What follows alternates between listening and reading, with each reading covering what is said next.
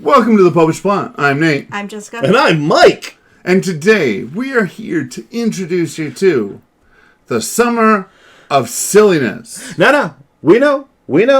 This seems out of character for Guys, us. you are always silly. We here at the Popish Plot normally seem to be deadly serious. But I don't think it's an overestimation to say that there is in the church right now a certain joy. Mm-hmm.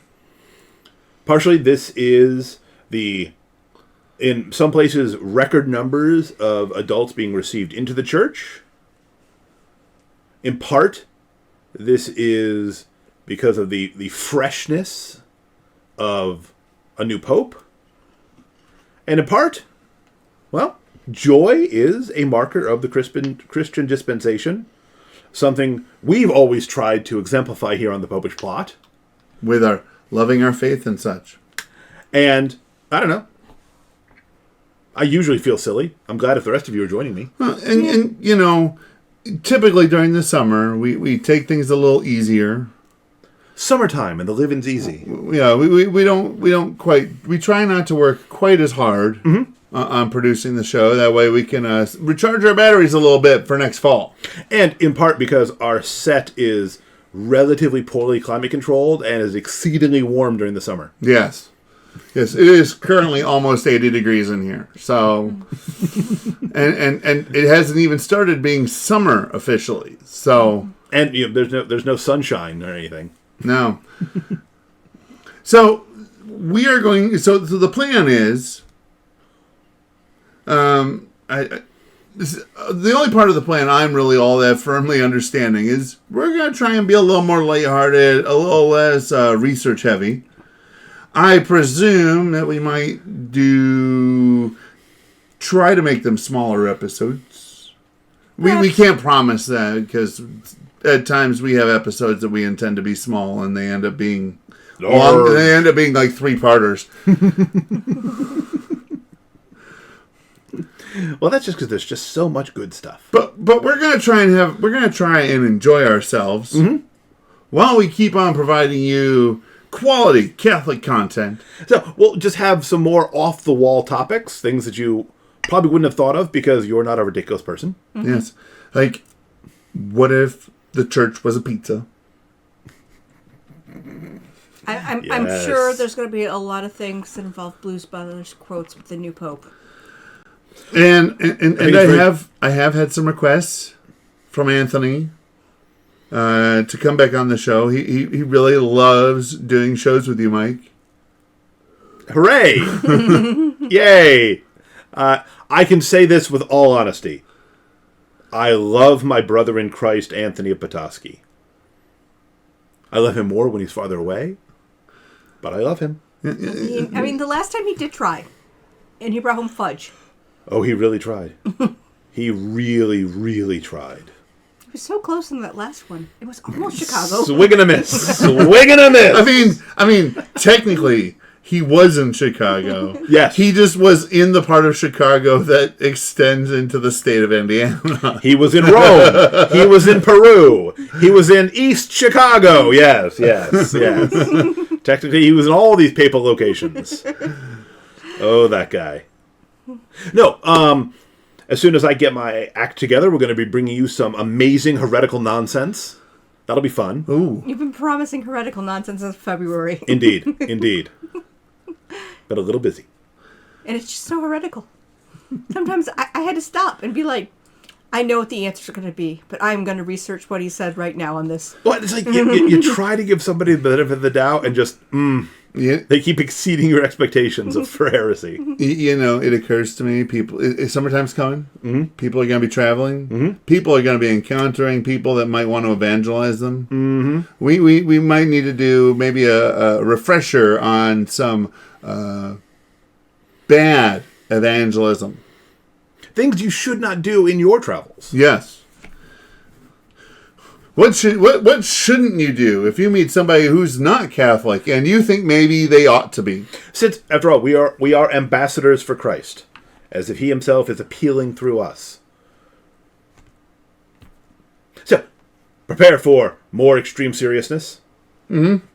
You'll probably see a few appearances of the 2x4 of truth. Just because it's so ridiculously awesome. Remember, you're not allowed to use it on Anthony. I know. It is not a tool for violence. It's been blessed. I get that. But it is magnificently ridiculous. And, of course, all the usual stuff. We'll still keep bringing you the saints. Yep, the saints of the month.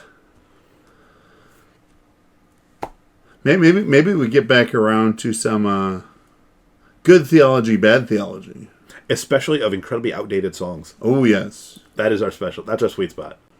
We need to just, hit what's public domain now and be like, here's our thoughts on the Charleston. That's a dance on a song. Well, we played it to music. No, hey. The Charleston may be a dance, not a song, but let's be honest.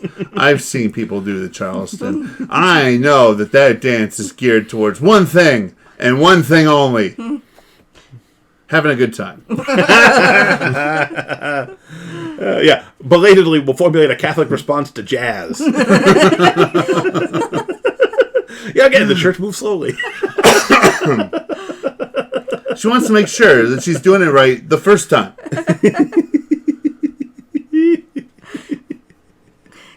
Come out to condemn some of the works of Mozart. Well, he was a Mason. I mean... And I don't mean like the friendly lodge guys down the street. I'm talking about sinister European masonry. Yes, back when it meant something besides old guys who had a barbecue on the weekend. Old guys who want to get together on a Tuesday night and drink and talk and have beer. Or drink beer and talk and, yeah. The stonecutters. I have reason to believe that occasionally, that game you play with pegs is involved. Yes. Oh, cribbage. Cribbage. I've been meaning to learn how to play cribbage. That would be a great episode. That'd be a great episode. We learned to play cribbage. And then we explain what euchre is to everyone else. We're like, now that the Pope's from the Midwest, this is what euchre is. Also, every single casserole needs 1 jar of cream of soup. Yeah. I don't know. And half the salads. Again, now that the Pope is a Midwesterner, it is 100% permitted to have a salad that contains no vegetables at all. It can be made of potatoes. It can be made of pasta. I mean, potato is technically a vegetable. Yeah, it's just a giant starch. I now it can be made of Jell-O and various weird things you put in the Jell-O. And we call it salad. I now kind of wonder about the particular religiousness of card games. Because I could totally see euchre being originally a Catholic game. Well, especially because it requires cooperation between partners. It's not one of these you against the world ideas. So, all kinds of things are up for grabs in the Summer of Silliness. And we probably forgot half the things we said in this one. So, remind us with Go down below. If there's something you want to actually hear about. Yes, tell us about silly stuff you want to hear us talk about. We have. No, you want to hear us talk about, not see us do, because we sit behind a table. Well, we could totally play euchre, but we need one more. 3-person euchre is really hard. We need a fourth. We need your help. Help us to come up with a list of things that Vatican II didn't ban, but probably should have.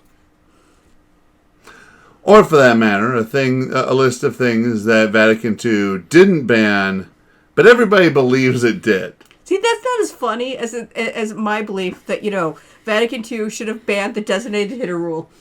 Which is an abomination unto the Lord. Now, come on.